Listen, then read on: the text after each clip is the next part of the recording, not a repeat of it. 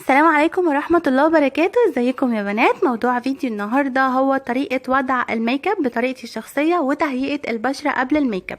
طبعا لو عجبكم الفيديو هطبق لكم عملي الخطوات خطوة خطوة ونشوف عملنا ايه، هيبقى زي كورس تعليمي.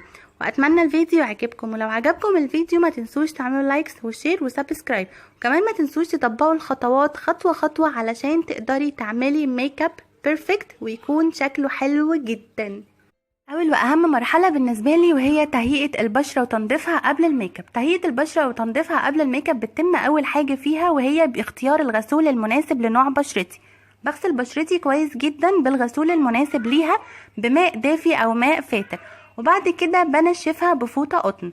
تاني حاجة واهم حاجة وهي استخدام التونر او السكينول. فايدة التونر او السكينول بينظف المسام من الاتربة والاوساخ المترسبة فيها اللي مقدرش يوصل لها الغسول. وطبعا ما بستخدمهاش غير بالقطن المخصص للمكياج، والقطن المخصص للمكياج هتلاقوه متوفر في محلات المستحضرات التجميل وفي الصيدليات.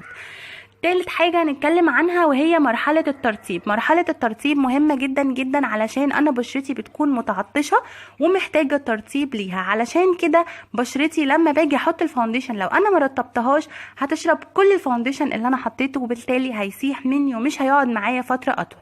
هستخدم الكريم الترطيب المناسب لنوع بشرتي او الكليزنج ميلك المتواجد عندكم في الصورة، وبعدين هسيبه لحد ما بشرتي تمتصه كويس جدا من ربع لتلت ساعة.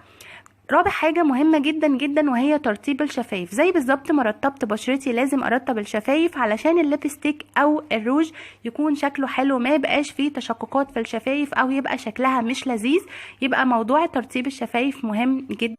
هنيجي للمرحلة اللي بعد كده وهي مرحلة البرايمر، وطبعا هنستخدم البرايمر المناسب لنوع بشرتنا، وهنحط طبعا الكمية المناسبة لنوع بشرتنا. وناخد بالنا ان في نوعين برايمر، نوع خاص بالبشرة ونوع خاص بالعين. الخاص بالبشرة لثبات الفاونديشن ان هو يقعد معايا فترة اطول، وللعين بيثبت الشادو وبيعلي البيجمنت بتاعه.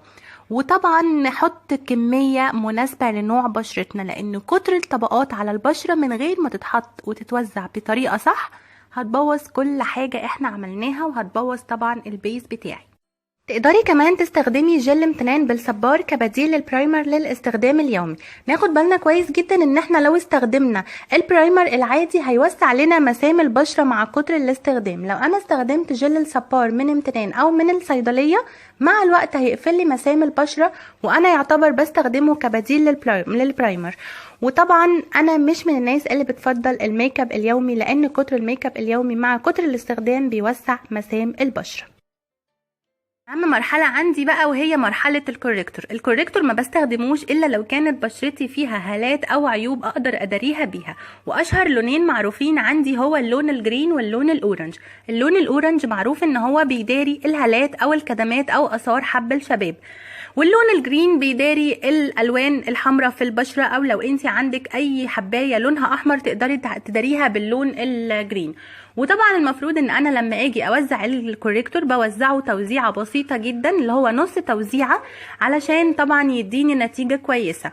والمفروض ان انا بعد كده هقدر استخدم عليه كونسيلر يكون اغمق من لون بشرتي علشان يخفيها تماما، وبرده التوزيع بيكون عن طريقة الطبطبة مش بالمسح علشان ممسحش الطبقات اللي بعد كده. وهي دي طريقة الكوريكتور السليمة، زي ما قلت لكم نص توزيعة، والكونسيلر برده هيكون نص توزيعة. نيجي لخطوة مهمة جدا وهي خطوة البيز، والبيز بتاعي مبني على الفاونديشن او كريم الاساس. كريم الاساس لازم يكون المناسب لنوع بشرتي او اللي انت متعودة عليه، سواء بشرتك دهنية او جافة او مختلط. يفضل ان هو يكون نوع بشرتك علشان ما يجيرش معاكي او ما يسحش معاكي. لو انت هتستخدميه كمناسبة المفروض ان انت بتستخدمي فاونديشن تغطية عالية، لو انت بتستخدميه كاستخدام يومي بتستخدمي فاونديشن تغطية متوسطة.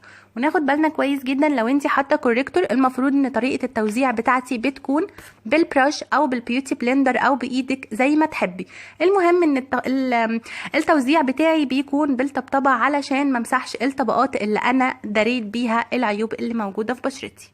بالنسبة للخطوة اللي بعد كده وهي الكونتور الكريمي، والكونتور طبعا معروف ان هو حبيب الملايين. الكونتور هنحدد بيه ملامح الوجه، والمفروض ان اللون الغامق اللي هو البنيات بيخفي المعالم بتاعة الوجه اللي انا عايزة اخفيها، ولو حابة ان انا اظهر حاجة في الوجه بظهرها بالهايلايت. ولما باجي اوزع الكونتور بوزعه توزيعة بسيطة جدا علشان يبان الكونتور بتاعي هو والهايلايت. خطوة مهمة جدا وهنتكلم عنها وهي الباودر الشفافة او اللوز باودر الشفافة او البيناي او الفوريفر 52. انواع كتير جدا جدا من اللوز باودر، او ممكن تستخدمي البيبي جونسون زي ما انا قلت لكم. طبعا اللوز باودر هنستخدمها تحت العين علشان الاي شادو لما اجي احط الشادو فوق عيني ما يبوظليش البيز بتاعي وابدا احط بيز من اول وجديد. الخطوة اللي بعد كده وهي خطوة رسم الحاجب، هننضف الحاجب كويس جدا من الباودر او الفاونديشن اللي جه عليه بفرشة ماسكارا موجودة عندك فاضية. ممكن تغسليها وتستخدميها عادي جدا بدل البراش اللي موجودة عندك في الصورة. وهنرسم الحاجب عن طريق تحديد الرسمة من تحت وبعدين من فوق، والمفروض ان انا بملى الفراغات، وكل ما يكون اللون خفيف هيبان طبيعي وهادي اكتر.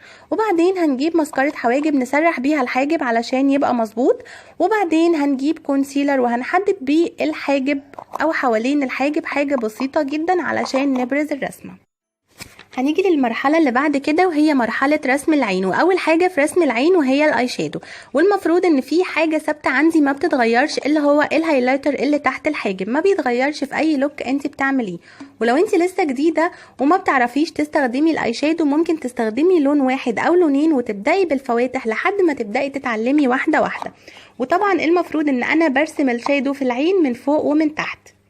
بعد كده بنضف الرموش بتاعتي كويس جدا جدا ببراش نظيفه اللي انا كنت قلت لكم نستخدمها للحواجب، تقدري تستخدميها برضو للرموش بس تكون نظيفه. وبعدين هتقدري تستخدمي الماسكارا فوق وتحت. بالنسبه للرموش هنركب بعد كده الرموش. عندي نوعين من الرموش، عندي الفاير وعندي الوان بيس، وكل واحد ليه لزق مخصص.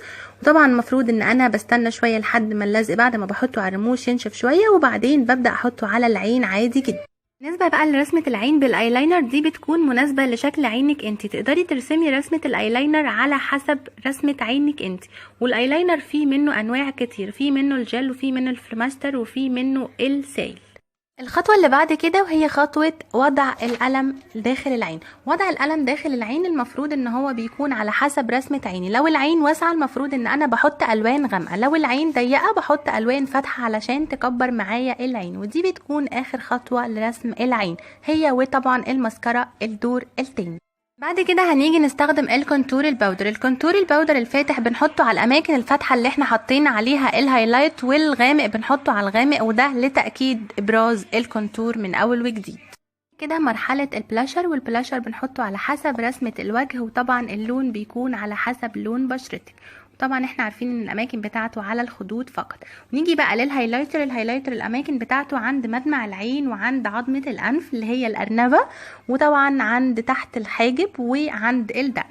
وبعدين اخر حاجة وهي الليبستيك او الروج. هنحدد الاول الشفايف بكونسيلر فاتح، وبعدين هنحط التحديد بتاع الشفايف، وبعدين هحط الروج المناسب للوك بتاعي.